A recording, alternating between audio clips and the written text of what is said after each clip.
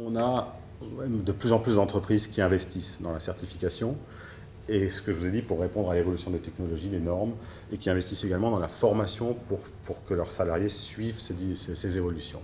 La perception, néanmoins, elle est positive, que ce soit l'investisseur, le décideur ou le salarié.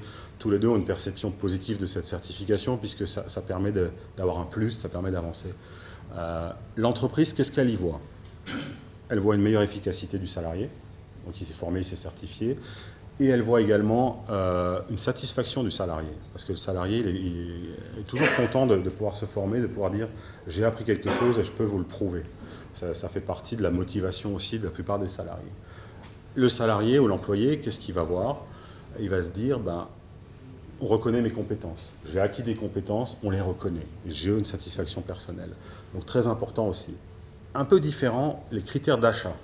On est un peu sur un critère différent. Les entreprises, elles vont regarder généralement quelques petites choses. Retour sur investissement, ça on l'entend tous.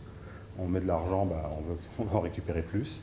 Et deuxièmement, des options de formation pratique. Alors là, j'ai traduit de l'anglais. En gros, ce qu'elles veulent, c'est de se dire, voilà, je vais voir FCT, j'ai telle date, je veux que mes salariés se forment à telle date, il est disponible, il peut me monter une formation.